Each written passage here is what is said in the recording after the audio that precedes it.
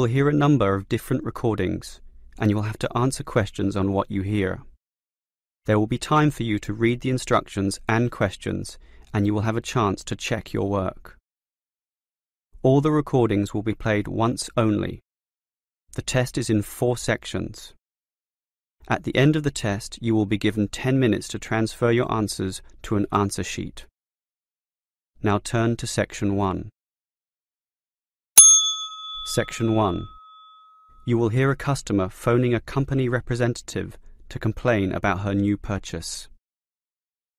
First, you have some time to look at questions 1 to 5.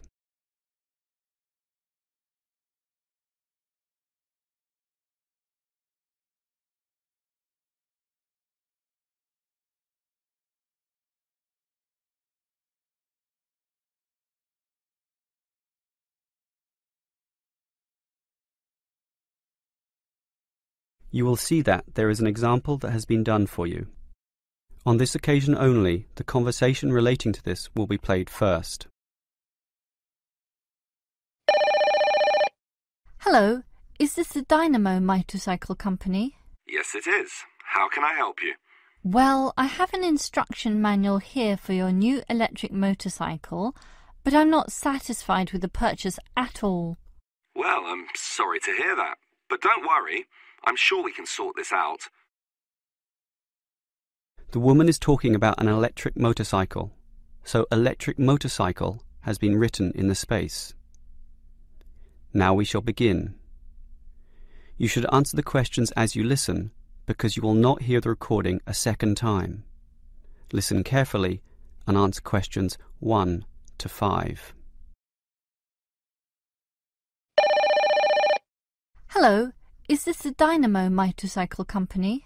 Yes, it is. How can I help you?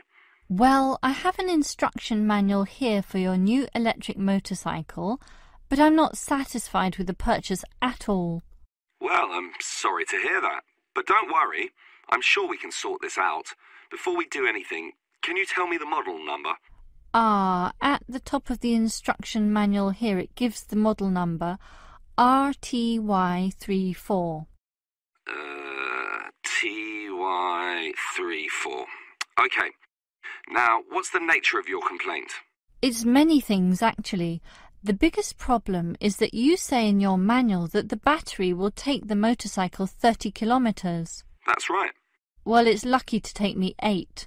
The battery is usually flat by then, often leaving me stuck at the side of the road. Are you sure you're charging it correctly? I'm fairly sure.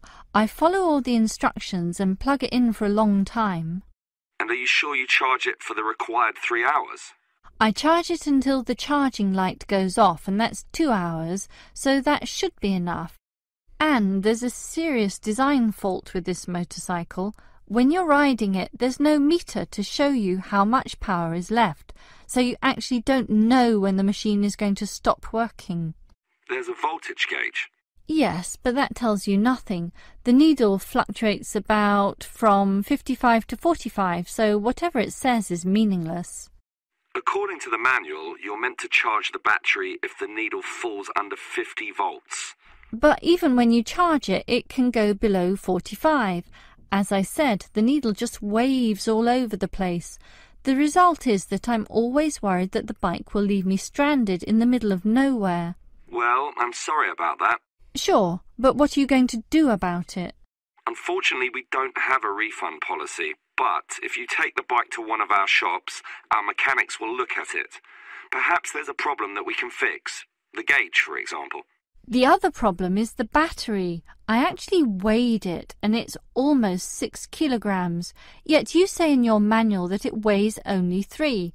I can barely pick the thing up, so it's not 3 kilograms at all. Maybe you purchased the wrong model by mistake. I doubt that very much. Basically, I think I've been defrauded, and I'd like to know what you're going to do about it. All right, I'll put you through to our complaints department. Before you hear the rest of the conversation, you have some time to look at questions 6 to 10.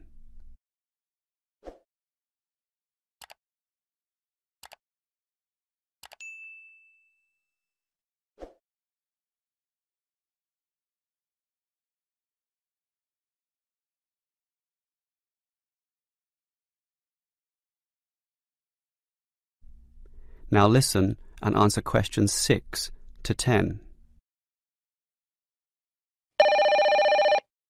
Hello? Complaints department here. Apparently you have a complaint? Yes, I do. Let me tell you all about... It's all right. Our representative has already informed me about your problem. It's probably just a misunderstanding. I'm sure we can work something out. Right now, I need to take down some details. All right. Can I have your name, please? Jessie Parkinson. That's Jessie and Parkinson, Parkinson. Parkinson. All right. What shall we list this complaint under? Parts, service, or performance? Well, the meter isn't accurate at all, so that's parts, isn't it? Yes, perhaps, but you do feel more generally that the motorcycle doesn't meet the operational standards as advertised, so it's probably better to tick performance here. Can we tick both, parts and performance? No, we can only tick one, so let's not call it parts. We'll go with performance. Now, we may post some further forms and questionnaires to you, so would you mind giving me your address? Certainly, it's 45 Melrose Road.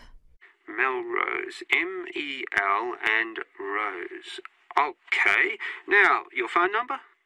Just use my mobile phone. That's 0928 982 453.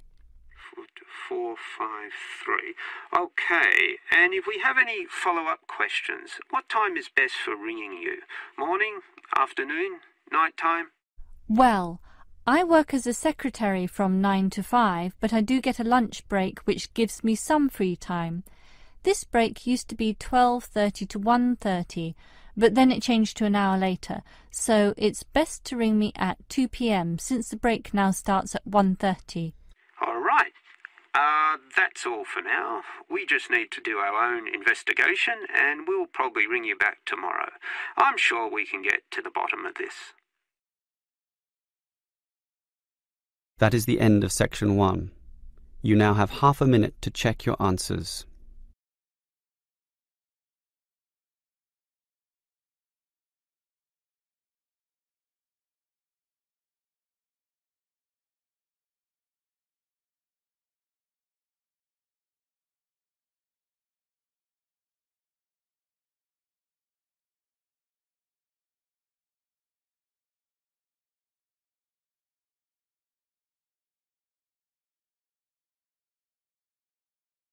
ये video उन लोगों के लिए है जो Canada, Australia, New Zealand या England वगैरह की इमिग्रेशन लेने की तैयारियां कर रहे हैं या फिर वहां की यूनिवर्सिटीज़ में एडमिशन लेने के ख्वाहिशमंद हैं।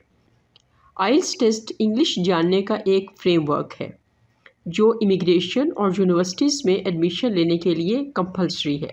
आइल्स टेस्ट 2 साल तक वैलिड रहता है और आमतौर पर ब्रिटिश काउंसिल या ऑस्ट्रेलियन टेस्टिंग सर्विस इसको कंडक्ट करवाते हैं।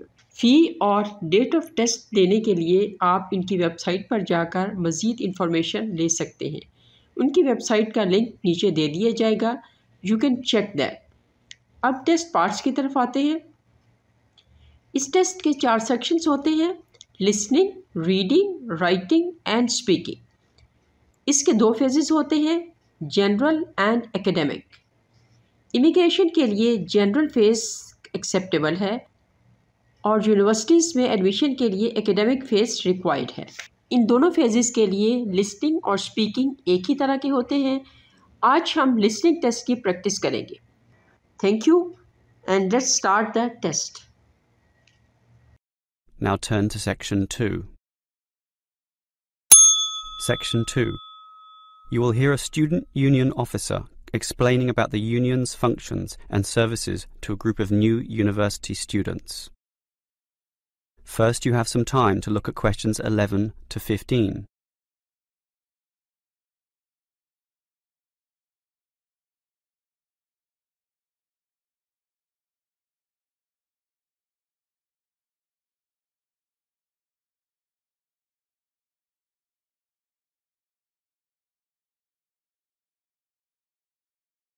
Now listen carefully and answer questions 11 to 15. Hello everyone. Now, here you all are, new university students. And the first question you probably have is, what is a student union? Another question is, do I have to join? Well, regarding this second question, let me say that membership used to be compulsory in the past, but that did cause some controversy, particularly from students who wanted to remain free and unaffiliated, and this university responded. So, joining up is no longer compulsory. It's totally up to you, although I'll admit there is a fairly strong obligation to join, since all students benefit from the large variety of services that we offer. We do understand, however, that many might be unwilling to join because of a supposed political slant to the union. Traditionally, student unions have been seen as being dominated by the left, and I suppose that's still true to a large extent. Here, however, at this university, our union discourages such one-sided viewpoints, and students across the whole political spectrum are welcome. Thus, if you feel that you are a conservative type, in other words, leaning to the right, you are particularly urged to join to provide a more balanced representation. Now, let me move back to the first question. What are we? We are a formal organisation, but totally independent of the educational body. We make our own rules, rent our own premises, and organise ourselves as we wish, and our mission is basically to help you. For example, do you remember how you all arrived in late February to have an orientation week? That gave you an invaluable induction into life here, right? Well, the student union organised all the festivities at the end of that. The barbecues, partying and drinking, and even the musical entertainment as well. We'll do that again on occasions, and as always, those events take place on the football ground. Now, do you have any questions before I move on? Before you hear the rest of the talk, you have some time to look at questions 16 to 20.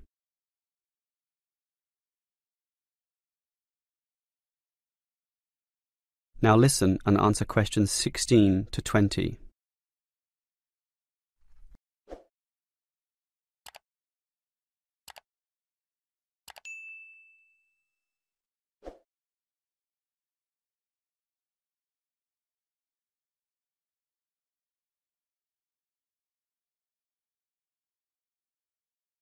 Now, let me tell you more about the student union and its basic functions.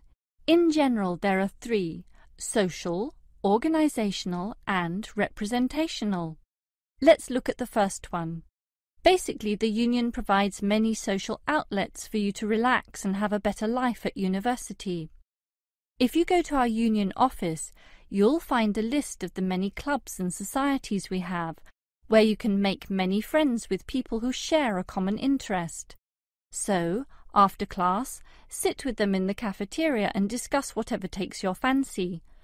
We also maintain sporting facilities and even our own gym, allowing you to relieve some of that pressure and worry after a particularly hard session in the classroom. And we have some small shops and other places where you can buy clothes and sporting gear, in other words, some retail outlets. And if you flash your student union card, you'll get up to 20% discount at the bookshop. But unfortunately, there are no discounts at the union cafeteria. Sorry, no cheap cappuccinos. Finally, there's a student union newspaper, and you're welcome to contribute or put in advertisements if you're buying and selling goods or textbooks. You can also place notices of a more personal nature on the notice board of the union office itself.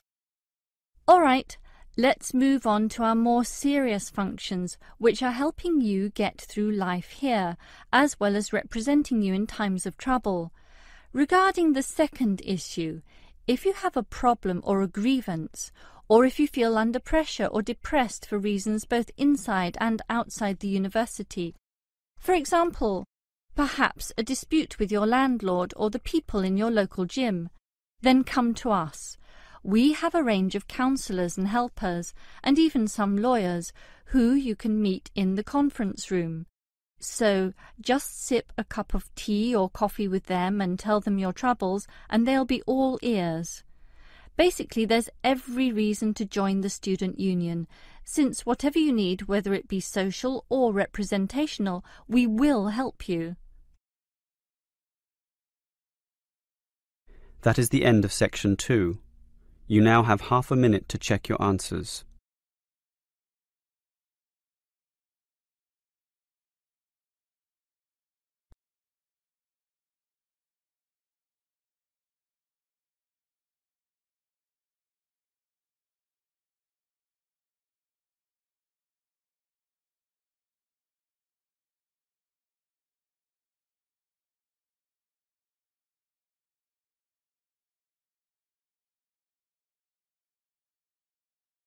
Now turn to section 3.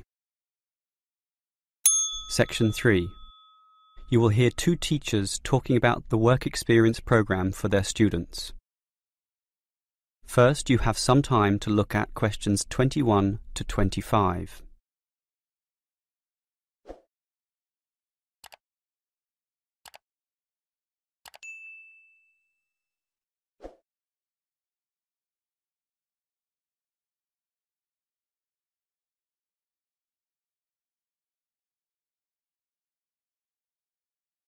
Now listen carefully and answer questions 21 to 25.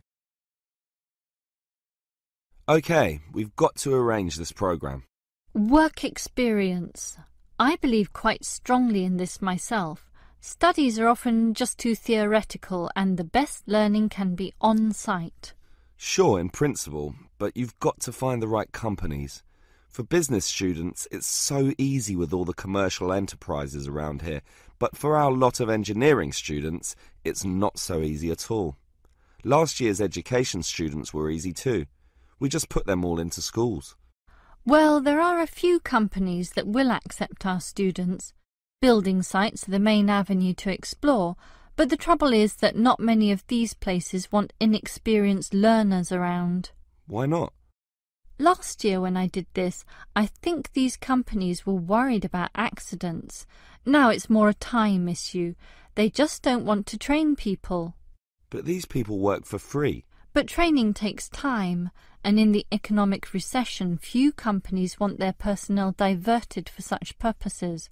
But I did find some companies, enough for us at least, but they all insist on one thing. Minimum work time of 1 month, right? No, that the students are appropriately insured. Remember, these are building sites and there are quite a few hazards there, and we're putting untrained students, not trained students, right amongst them. So these companies want financial coverage in case of accidents. Gee, is that going to be expensive? Yes, I'm afraid so, since we live in quite a litigious society. Consequently, insurance rates are sky high, almost unaffordable. I see. Can our budget meet this? Last year we couldn't pay for the programme. This year we can, since we have fewer students to deal with, but we'll nevertheless have to cut corners in certain areas. I never like it when that happens. Neither do I. In which areas do we need to economise? Well, the payment to students is not going to change. After all, they won't do this work unless they can get some money. We'll also continue to subsidise their travel as we did last year. Last year we gave them a completion bonus too. It was a big success. Made them go through the whole month. But not this year. We'll impress upon the students that possible failure could result if they don't finish the whole term. OK, I trust that will work. Before you hear the rest of the conversation, you have some time to look at questions 26 to 30.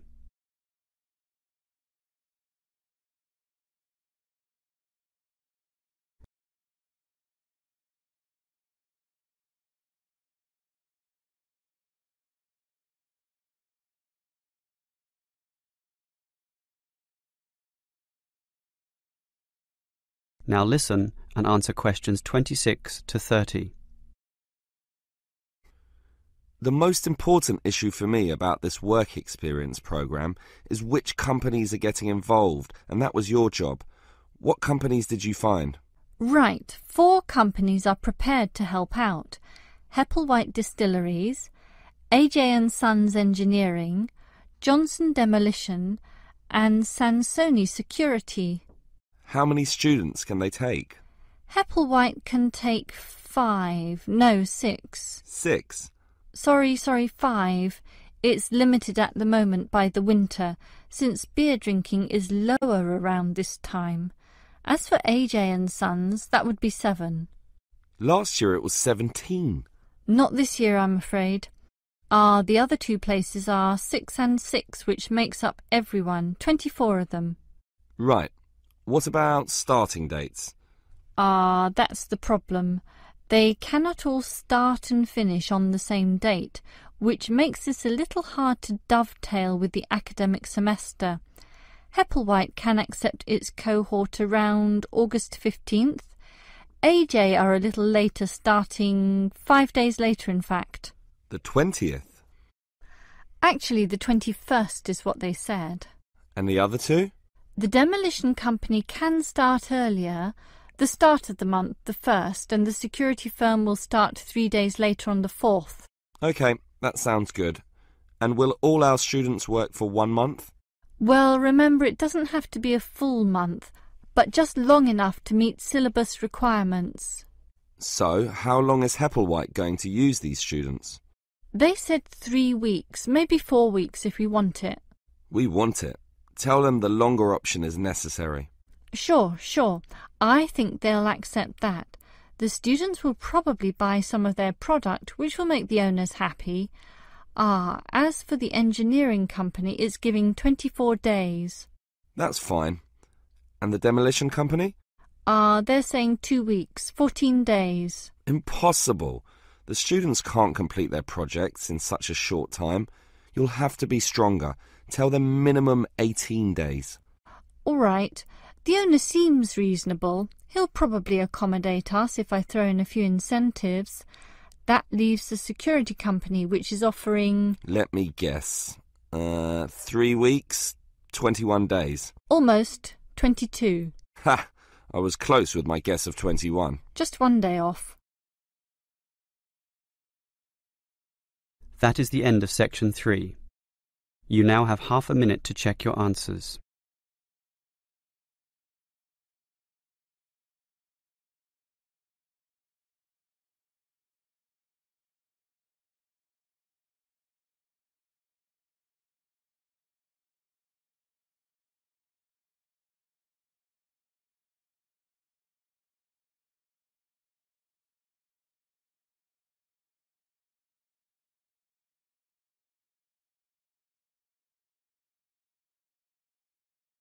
Now turn to section 4. Section 4. You will hear a lecturer talking about the process of fossilization. First, you have some time to look at questions 31 to 33.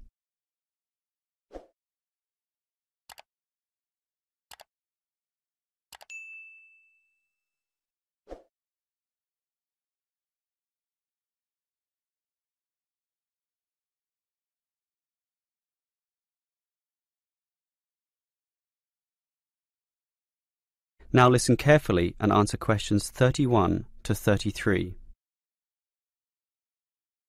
The foremost exhibition in any great natural history museum is almost invariably a skeleton of a large dinosaur, often the famous Tyrannosaurus rex, or T-Rex as it's usually known. Thus, one would think that these skeletons are plentiful, one for each museum, and more to spare in the basement. Well, here's an interesting fact. Almost every one of those T-Rex skeletons are just copies of the original fossils, and we only have 20 sets of these in the whole world. And the most complete is still missing 1/5 of its bones, and the rest are missing a lot more. And given that these dinosaurs once numbered in the thousands and existed on this earth for perhaps 3 million years, you can realize an obvious fact. Fossilization is actually an extremely rare occurrence. Fossilization can only occur when, after an animal dies, it is buried in soft mud or silt relatively quickly before the body completely rots or is torn to pieces by scavengers. Given this fact, the overwhelming majority of fossils are in marine sediment, where former marine life sank to the sea bottom, where sediment was being continually deposited. This means that we have a fairly good idea of the life in Earth's ancient oceans, but a much sketchier view of the land-based life forms. Fossilization on land needs water and mud, meaning that it is most often near ancient river sites and lakes. But it is still so rare that there are, in fact, large stretches of geological time about which we don't quite know what was happening at all. Before you hear the rest of the lecture, you have some time to look at questions 34 to 40.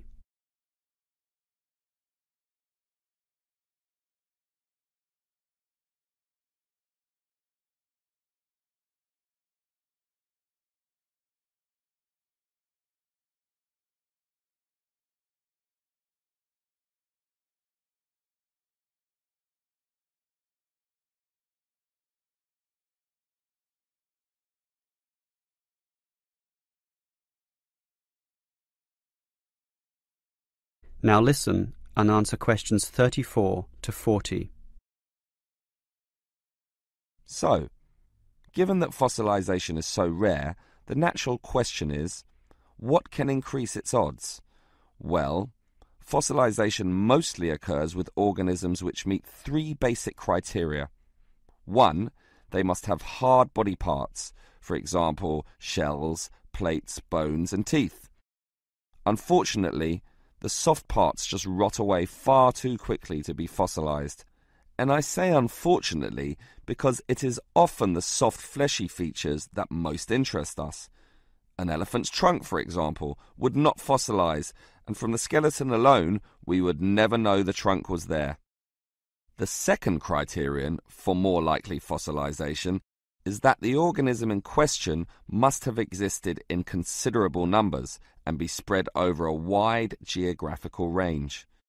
This simply increases the statistical probability that one of them will one day be fossilized and hopefully found.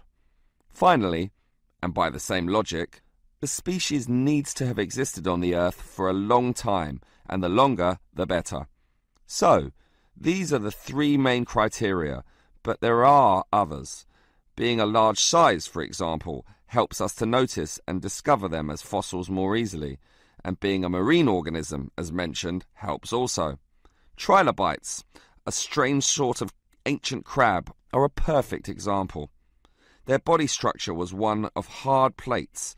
They existed over virtually the whole world of their time and over a huge span of geological history, over 250 million years in fact, one of the longest ranges of any creature ever. Added to this, some species could grow to relatively large sizes, and they lived in the sea. Perfect. These creatures meet all the criteria, and as a result, museums all over the world are spilling over with trilobite fossils of all shapes and sizes. As far as fossils go, they are common. So, let's think about T-Rex once again. It too basically meets all the criteria that we mentioned. It has hard parts, being the bones, had some dispersion, and had been around for a long time, although it cannot compare to trilobites in this respect. However, it does have one important advantage over trilobites. It is large, very large, which means we can discover it far more easily than many other fossils. And here's another advantage. Dinosaur hunters are a dedicated and fanatical breed, continually at work in all the likely sites of the world. Basically, us human beings are fascinated by these creatures, so much that we are always searching for them, probably more than any other types of fossil, meaning that more T-Rexes will inevitably spring up in the future, and one is certainly glad for this. That is the end of section 4. You now have half a minute to check your answers.